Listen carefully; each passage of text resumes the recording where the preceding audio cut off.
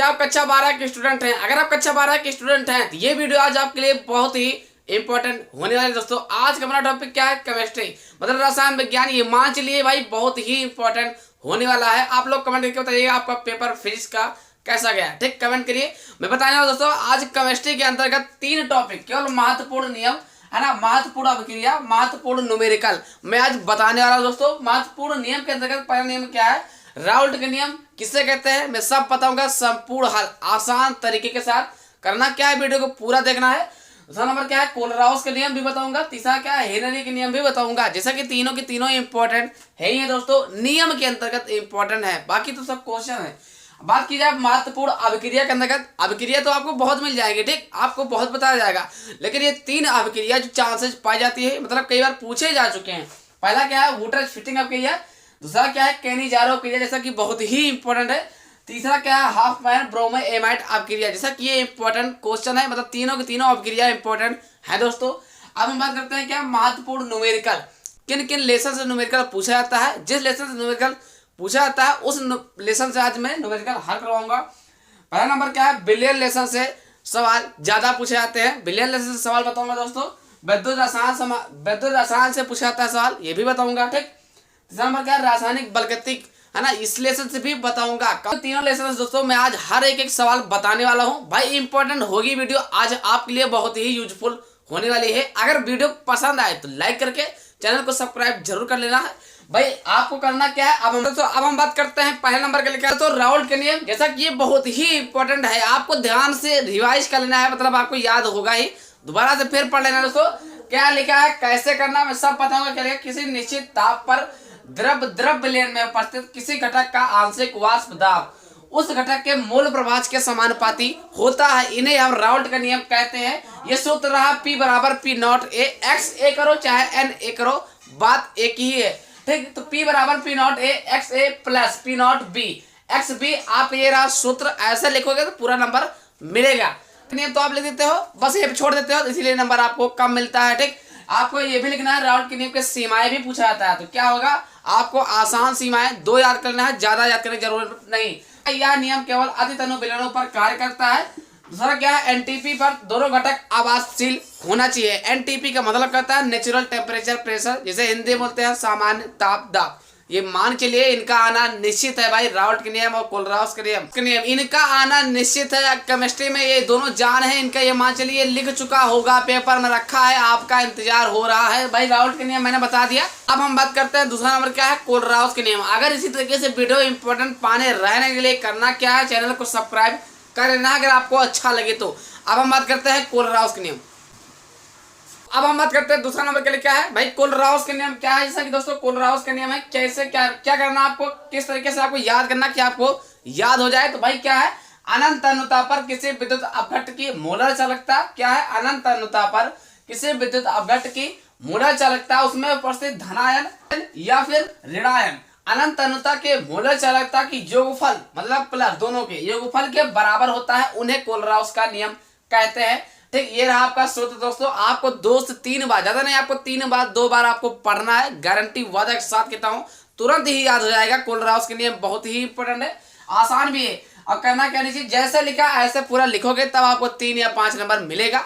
ऐसे अगर आप नहीं लिखते तो भाई नंबर तो कम ही हो जाएगा। क्या है? N प्लस धनायनक संख्या है, N माइनस क्या है आपका ऋणायनक संख्या। ये सब आपको लिख देने से पता चल जाता है कि बंदा सही लिखा है। ठीक, करते हैं कोलराउस का अनुप्रयोग क्या है। ज्यादा नहीं अनुप्रयोग करना, तुम लोग करते क्या 3-4 अनुप्रयोग याद करना शुरू कर देते हो। भाई ज्यादा नहीं याद करने का, 2 अनुप्रयोग याद करना है बस। तो पहला नंबर क्या है? अनंत अनुता पर दुर्बल विद्युत अपघट्ट की मोलर चालकता, बस। ठीक, दूसरा नंबर क्या दोस्तों? देखिए दोस्तों, दुर्बल विद्युत अपघट्टों के वियोजन की मात्रा की गणना, ये आपको दोनों के दोनों भाई याद कर लेना, इंपॉर्टेंट है ना, इसी तरीके से आपको याद करना है। अब हम बात करते हैं तीसरा नंबर क्या है, जैसा कि वो भी इंपॉर्टेंट है, अगर आपके सिलेबस में होगा तो बहुत जगह से सिलेबस में हटा हुआ है। उसका नाम क्या है? हेनरी का नियम। तो भाई ये दोनों आप स्क्रीनशॉट ले लीजिए। पहले हम बात करते हैं दोस्तों तीसरा नंबर क्या है। तो तीसरा नियम क्या भाई? हेनरी का नियम। जैसा कि ये भी इंपॉर्टेंट है, अगर आपके सिलेबस में है तो ये इंपॉर्टेंट है। कई जगह से कट गया है, नहीं है तो इसके लिए हम समझ आते हैं। लेकिन अगर आपके सिलेबस में है तो ये मान चलिए इनका तैयार करके जाना है। क्या लिखा है? हेनरी के नियम के अनुसार स्थिर ताप पर किसी गैसों के द्रव में विलेयता या फिर घुलनशीलता गैसों पर लगा गए दाब के समानुपाती होता है, जिन्हें हम हेनरी के नियम कहते हैं। ज्यादा इसमें आपको लफड़ा करने की जरूरत नहीं है यार, ना तो चित्त बनाने चक्कर पना ना कुछ, ज्यादा ये पूछा नहीं गया कभी बार किसी बार, लेकिन नियम के अंतर्गत आता है तो कभी कभी पूछ लिया जाता है। तो आपको करना क्या है, हेनरी के नियम के अनुसार स्थिर ताप पर किसी गैसों के द्रव में विलेयता या फिर घुलनशीलता गैसों पर लगा गए दाब के समानुपाती होता है। इन्हें हम हेनरी के नियम कहते हैं। ये इंपॉर्टेंट है, याद कर लेना है। 2 से 3 बार आप देखिए, याद तो हो ही जाएगा। फिर क्या है भाई, महत्वपूर्ण अभिक्रिया के अंतर्गत दोस्तों पहला नंबर का लिखा है वुटरज फिटिंग अभिक्रिया, जैसा कि अभी आपने देखा होगा। तो दूसरा नंबर का लिखा है महत्वपूर्ण अभिक्रिया के अंतर्गत, पहले नंबर का लिखा है वुटरज फिटिंग अभिक्रिया, जैसा कि ये बहुत ही इंपॉर्टेंट है दोस्तों। तो करना कैसे है, याद देखिए आपको कई तरीके से लिखा हुआ मिल जाएगा, लेकिन ये आसान तरीका है, कम समय में आप याद कर सकते हो, मेरा कहना ये है। तो क्या है, क्लोरोबेंजीन की अभिक्रिया मेथिल तथा सोडियम के साथ ईथर की उपस्थिति में कराने पर टॉलुइन प्राप्त होता है। इस अभिक्रिया को वुटरज फिटिंग अभिक्रिया कहते हैं। तो ये मान चलिए इंपॉर्टेंट है, वुटरज फिटिंग अभिक्रिया आपको याद कर लेना है। रही बात आपको ज्यादा लफड़े मत करना, ऐसे चित्र बनाना है। ये क्या आपका दोस्तों, क्लोरोबेंजीन से आपका Cl plus 2Na plus ClCH3, और ClCH3 किसको बोलते हैं, मेथिल क्लोराइड। अब किसके उपस्थिति में, ईथर की उपस्थिति में कराने पर टॉलुइन प्राप्त होता है। टॉलुइन क्या है दोस्तों, ध्यान देना, ऊपर लिखा है CH3, ध्यान देखना क्या लिखा है ऊपर CH3। फिर करना क्या है, प्लस 2NaCl, बस इतना करना है, ज्यादा करने की जरूरत आपको नहीं। 3 से 4 बार आपको पढ़ना है, बस गारंटी वादा के साथ करता हूँ आपको याद हो ही जाएगा। अगर पसंद आए तो वीडियो को लाइक करके चैनल को सब्सक्राइब जरूर कर लेना, हमेशा इंपॉर्टेंट वीडियो डालता रहता हूँ। तो पहला अभिक्रिया तो हो गया, अब हम बात करते हैं दूसरा अभिक्रिया, जब तक आप स्क्रीनशॉट ले लीजिए।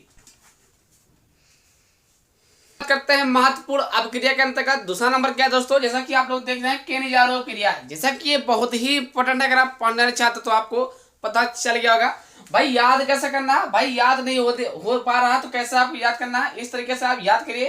क्या लिखा है, उन एल्डिहाइडों के 2 अणु, उन एल्डिहाइडों के 2 अणुओं को जिनमें अल्फा हाइड्रोजन परमाणु नहीं होते हैं, कास्टिक क्षारों के शांत विलयनों के साथ क्रिया कराने पर एल्डिहाइड का एक अणु अल्कोहल में अपचयित तथा दूसरा अणु अम्ल में ऑक्सीकृत हो जाता है। तो यह अभिक्रिया केनिजारो क्रिया कहते हैं। ठीक, अब रही बात क्या है, 2 से 3 बार पढ़े, ज्यादा नहीं, 2-3 बार अगर आप पढ़ते हो ना अच्छे से तो भाई याद तो हो ही जाएगा। ठीक, और रही बात क्या, रिएक्शन, देखिए ये चीज आपका गलत हो जाए, ये चीज जो आपका है ना, इसका परिभाषा गलत हो जाए तो चल जाएगा, लेकिन आपका रिएक्शन गलत नहीं होना चाहिए। अगर आप रिएक्शन, ये समीकरण आपका सही होना चाहिए। अगर आप समीकरण गलत करते हो तो नंबर नहीं मिलेगा, इसीलिए ध्यान रखना है इसका सही होना, आपका नंबर जुड़ेगा। 2HCHO प्लस NaOH से CH3OH प्लस HCOONA, इसी तरीके से आपको करना है। अभिक्रिया याद कर लीजिए, ये मैं गारंटी के साथ कहता हूँ, केनिजारो अभिक्रिया तो आना है ही है। बात की जाए सबसे खतरनाक तो हाफ माइंड ब्रोमो एमाइड अभिक्रिया, जिसका दूसरा नाम क्या है, हाफ माइंड के भी नाम से जाना जाता है ना, मतलब लोग बोलते हैं, उसका नाम नहीं है, नाम तो उसका हाफ माइंड ब्रोमो एमाइड अभिक्रिया है। जिसका दोस्तों, जिसमें एलिफेटिक या एरोमेटिक, ठीक क्या बोला मैंने, जिसमें एलिफेटिक या एरोमेटिक एसिड एमाइड द्रव ब्रोमीन के साथ कास्टिक पोटास के जलीय विलयन में, क्या बोला, कास्टिक पोटास के जलीय विलयन की उपस्थिति में अभिक्रिया करके प्राथमिक, क्या लिखा है, प्राथमिक एवेन 1C से कम का बनाते हो, तो यह अभिक्रिया हाफ माइंड ब्रोमो एमाइड अभिक्रिया कहलाती है। उदाहरण क्या होगा दोस्तों, -CONH2 Br2 प्लस QOH है ना, की उपस्थिति में -NH2, इसे माइनस के तरीके से आप पढ़े।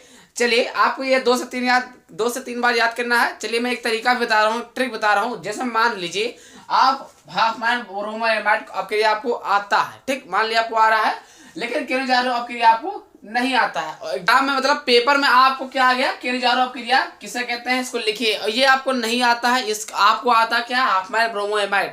तो यहाँ पर आपको दिमाग लगाना है, जो हाफ माइंड ब्रोमो एमाइड याद किए गए हैं ना, केनिजारो में लिख दीजिए। नंबर पूरा नहीं तो कम से कम 2-3 नंबर तो मिलेगा। बस इतना फर्क रखिए कि इसका समीकरण जो है ना, समीकरण आपको याद यही होना चाहिए। समीकरण आपको नहीं लिखना है, ये तो लिखना है तो केनिजारो क्रिया का ही लिखना है। मतलब कहने का मतलब ये है कि आपको लिखना है, छोड़ करके नहीं आना है। तो आप अभिक्रिया समझ गए ना, लिखने का तरीका भी बता दिया मैंने। रिएक्शन अभिक्रिया आपका ये यहाँ से यहाँ तक आपका गलत हो जाएगा तो चल जाएगा, नंबर मिल जाएगा, लेकिन आपका जो नीचे आप रिएक्शन लिखते हैं ना, रिएक्शन आपका गलत नहीं होना चाहिए। जैसे दोस्तों आप समझ गए मेरा कहना क्या है ना। तो तो आपने स्क्रीनशॉट ले लिया होगा। इसी तरीके से इंपॉर्टेंट वीडियो पाने रहने के लिए करना क्या है, चैनल को सब्सक्राइब कर लेना है ना। अगर वीडियो पसंद आए तब लाइक कर देना, ठीक। जैसा दोस्तों आपने अभिक्रियाएं मैंने बता दिया, अब हम बताएंगे महत्वपूर्ण न्यूमेरिकल 3 लेसन से, ठीक। बिलियन लेसन से, विद्युत रासायनिक से, बलगतिक से। तो करना क्या है, देखते रहना है, पसंद आए तो लाइक करना है। महत्वपूर्ण न्यूमेरिकल्स के अंतर्गत पहला नंबर क्या है भाई, वीडियो बहुत ही इंपॉर्टेंट है, देखते रहना है। न्यूमेरिकल बताने वाला हूँ, इंपॉर्टेंट। तो पहला नंबर के लिखा है 7.5 ग्राम पदार्थ को 75 ग्राम जल में घोलने पर हिमांक में 1.2 डिग्री सेल्सियस की कमी हुई। पदार्थ का अणुभार ज्ञात कीजिए। जबकि जल का मोलल अवनमन स्थिरांक Kf बराबर 1.86 डिग्री सेल्सियस। अब यहाँ पर एक बात ये उठती है कि क्या सर जी यहाँ पर जल का मोलर अवनमन स्थिरांक दिया रहेगा Kf का मान।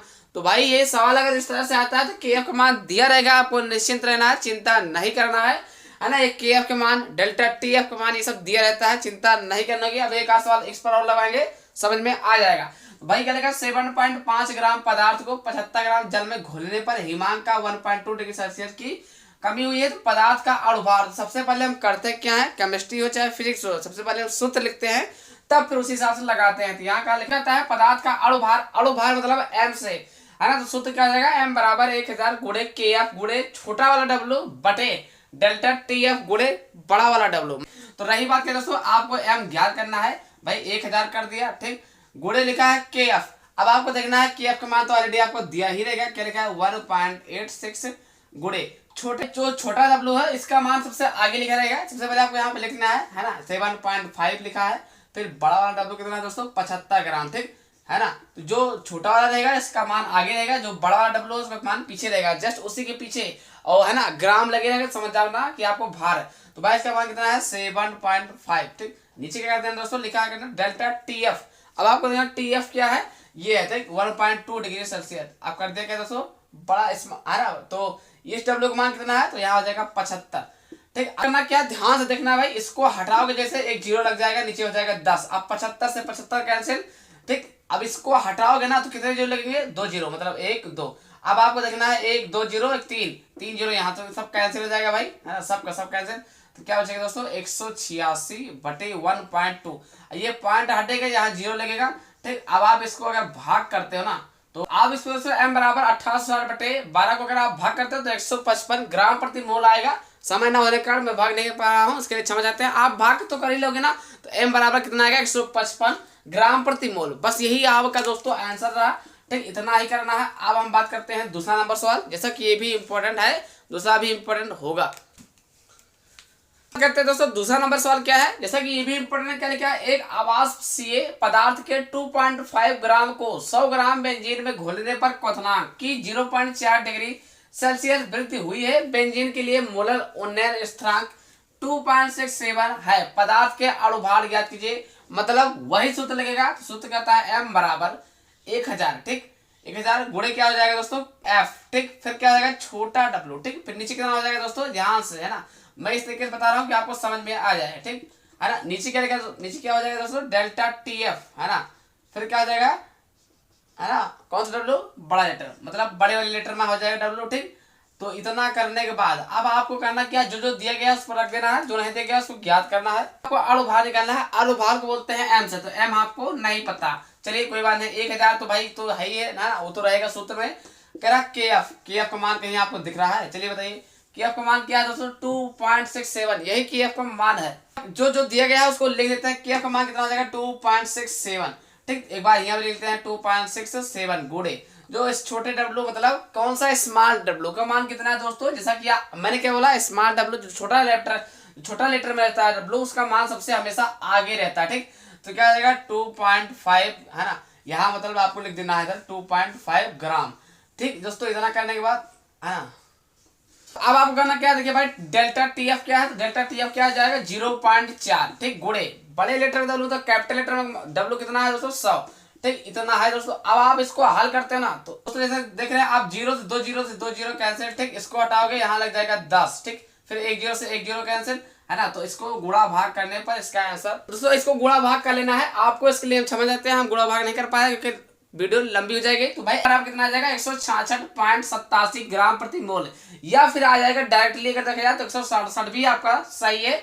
बस यहीं पर आंसर, मतलब दूसरा नंबर सवाल खत्म। आपको करना क्या है, स्क्रीनशॉट लेना है। अगर वीडियो पसंद आए तो लाइक करना और चैनल को सब्सक्राइब कर लेना, क्योंकि हमेशा इंपॉर्टेंट वीडियो डालता रहता हूं। तो रही बात क्या है स्क्रीनशॉट, और इसको गुणा भाग आप अपने मन से करिए, ठीक। तो आपको करना क्या है स्क्रीनशॉट। बात करते हैं महत्वपूर्ण न्यूमेरिकल के अंतर्गत तीसरा नंबर, जैसे दोस्तों बहुत ही इंपॉर्टेंट है। ये तो विद्युत रसायन लेसन का है, जैसा कि आप लोगों को पता चल गया होगा। क्वेश्चन देखते हैं क्या लिखा है। निम्नलिखित सेल के विद्युत वाहक बल की गणना कीजिए। Cu/Cu डबल पॉजिटिव, ये सबको आपको नहीं देखना है, केवल यहीं से आपको देखना क्या लिखा है। E0 CO डबल पॉजिटिव बटे CO बराबर क्या है प्लस के 0.34 वोल्ट। फिर क्या लिखा है E0 Ag पॉजिटिव बटे Ag, है ना, फिर ब्रेकेट लगा बराबर प्लस 0.80 वोल्ट। अब आपको इतना ही करने के बाद अब करना भाई 3 नंबर सवाल है। अब आपको चाहे इसको लेना हो तो बताइए, नहीं लेना है तो बताइए, ठीक। तो आपको करना क्या, एक सूत्र होता है दोस्तों ई सेल बराबर, यहाँ पर आपको सबसे पहले सूत्र लिखना है ई सेल बराबर दोस्तों। ई सेल बराबर सूत्र होता है ई कैथोड, ठीक, माइनस ई एनोड। यहाँ पे ध्यान देना है ई कैथोड माइनस ई एनोड, ये आपका सूत्र है। अब कौन कैथोड है कौन माइनस है सब बता रहे हैं, लाइव प्रूफ। आपको करना क्या है, वीडियो को सब्सक्राइब करके लाइक जरूर कर लेना, क्योंकि हमेशा ऐसी वीडियो पाने रहने के लिए। क्या लिखा भाई ई कैथोड, मैंने क्या बोला था, जो सबसे ज्यादा होगा वही आपका कैथोड। तो भाई सबसे ज्यादा कौन है 0.80। अब यहाँ पे देखना 0.34 ज्यादा है कि 0.80 ज्यादा, तो 0.80 आपका ज्यादा है ना। माइनस क्या बोला, एनोड कौन है, यहाँ पर सबसे पहले एनोड कौन हो जाएगा दोस्तों 0.34, ठीक। अब आपको करना क्या है, घटा देना है। तो भाई घटाओगे तो कितना आएगा 0.80 में से अगर आप 0.34 घटाते हो ना तो कितना बचेगा, 10 से 4 गई 6, और यहाँ 7 से 3 गई 4, अब 0.0 मतलब 0.46, ठीक। तो जैसा दोस्तों क्या निकला आपका E0 सेल, ठीक। तो ये आपका भाई E0 सेल के मान कितना है 0.46, जैसा कि आप लोग लाइव प्रूफ देख रहे हैं, इसमें कोई बताने की बात नहीं है। इंपॉर्टेंट तो ये स्क्रीनशॉट लेते चलिए, साथ में नोट करते चलिए। इसी तरीके से वीडियो पाने रहने के लिए आप लोग तो होशियार हो, इसीलिए सब्सक्राइब कर ले लो, क्योंकि हमेशा इंपॉर्टेंट वीडियो डालता रहता हूँ तुम्हारे लिए। तो जैसे दोस्तों तीसरा नंबर क्या होगा है, तीसरा नंबर भी इंपॉर्टेंट है। आपको करना क्या है, स्क्रीनशॉट ले लेना है। तो आपने स्क्रीनशॉट ले लिया होगा। अब हम बात करते हैं चौथा नंबर क्या है भाई, जैसा कि ये भी इंपॉर्टेंट क्या लिखा है, यहाँ से आपको देखना केवल, ठीक। E0 CO डबल पॉजिटिव बटे CO बराबर 0.34, E0 Mg डबल पॉजिटिव बटे Mg बराबर माइनस 2.37 वोल्ट।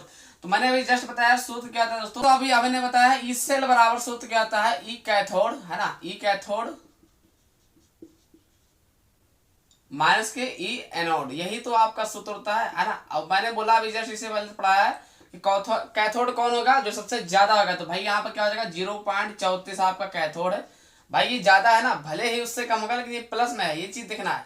माइनस करना फिर क्या है आपको माइनस के 2.37, ठीक। अब यहाँ पर आपको दिमाग लगाना 0.34 माइनस से माइनस हो जाएगा प्लस, ठीक, माइनस माइनस हो जाएगा प्लस 2.37। अब आपको दोनों को जोड़ देना है। भाई जोड़ोगे कितना आ जाएगा, आप जोड़ते हो तो 2.71 क्या आ जाएगा आपका वोल्ट। भाई E0 बराबर कितना आएगा दोस्तों, है ना, E0 सेल बराबर आपका आंसर आ गया 2.71, है ना, वोल्ट। ये आपका कहते हो। अब क्या करना है दोस्तों, EMF की गणना करना है, अभी और लगाना है, इतना आप लगा ली। इसके बाद आपको करना क्या, एक सूत्र होता है, करना क्या है, इसका एक सूत्र होता है। इतना निकालने के बाद करना क्या है ई सेल बराबर, ठीक, ध्यान से देखना है। ई सेल बराबर क्या हो जाएगा, E0 सेल का मान कितना है दोस्तों, ये E0 सेल, ठीक। यहाँ जाएगा 2.71। यहाँ क्या है E0 सेल है, यहाँ क्या है ई सेल है, बहुत फर्क है। E0 सेल मतलब जो भी निकाले हो, ठीक। ये E0 सेल का मान 2.71 वोल्ट आया है, मान लगा दिया 0.591 बटे n कितना है दोस्तों, तो n करना है आपको प्लस नीचे 2, मान कितना करना है दोस्तों, क्योंकि यहाँ प्लस के 2 है ना, प्लस के 2 दो का फर्क आ रहा है, यानी कर दिया आपका 2। आप करना क्या है, लोग लगा दिया। Mg डबल पॉजिटिव का मान कितना है दोस्तों, जैसा कि आप लोग को पता होना चाहिए 0.1 हो गया, ठीक। और नीचे क्या जाएगा 0.1। फिर CO डबल पॉजिटिव मतलब आप इसको दोस्तों अगर आप 10 इनवर्स 1 को 1/10 करते हो तो इसका आ जाएगा दोस्तों, नीचे क्या जाएगा 0.1, ठीक। इस सेल बराबर है ना 2.71 माइनस क्या हो जाएगा 0.591 बटे 2, है ना, कुछ अभी करना ना। इधर क्या हो जाएगा दोस्तों, ये दोनों कट जाएगा आपस में, इसका हो जाएगा 1। तो log 1 का मान होता है 0 होना चाहिए। log 1 का मान कितना होता है दोस्तों, जैसा कि आपको पता होना चाहिए log 1 का मान होता है 0। यहाँ कितना बचा 2.71, अगर आप इससे गुणा भी होता है ना 0.591 बटे 2 और गुणा 0, तो भाई पूरा 0 हो जाएगा। तो इधर ई सेल बराबर कितना आया, आपको सूत्र क्या है, ई सेल बराबर आपका ऐसे कितना आया 2.71 है ना, बाकी तो आपका 0 हो जाएगा। ठीक, जैसे दोस्तों आपका यहीं पर सवाल खत्म। ठीक, नॉट सेल पता चल गया है, ई नॉट ई सेल बराबर दोनों बराबर आएगा, इसका मतलब आंसर आपका सही है। तो जैसे भाई क्या आपको स्क्रीनशॉट ले लेना है, इंपॉर्टेंट सवाल तो है ही है। अब हम बात करते हैं 5वां नंबर। तो अब हम बात करते हैं 5वां नंबर सवाल क्या है, ये बहुत ही इंपॉर्टेंट होने वाला। क्या लिखा है, प्रथम कोटि की एक प्रक्रिया में 50 सेकंड में पदार्थ की सांद्रता प्रारंभिक सांद्रता के आधी जाती है, इसका वेग स्थिरांक याद कीजिए। तो के बराबर सूत्र होता है वेग स्थिरांक का, सूत्र क्या होता है, के बराबर 0.6932 बटे टी हाफ। भाई समय ना होने के कारण मैं इसको नहीं लगवा पा रहा हूँ, लेकिन हाँ बता जरूर दे रहा हूँ। टी हाफ जब कर देना है 50 से भाग, बस आपका आंसर आ जाएगा। इसके लिए समझ आते हैं भाई, समय नहीं है यार, काफी लंबी वीडियो जाएगा। ठीक, आशा करता हूँ वीडियो देख करके समझ गए, अगर समझ गए तो प्लीज लाइक करके सब्सक्राइब कर दीजिए, क्योंकि मैं हमेशा ऐसी इंपॉर्टेंट वीडियो डालता रहता हूँ। तो कल मिलते हैं शाम 6 बजे, तब तक के लिए जय हिंद दोस्तों।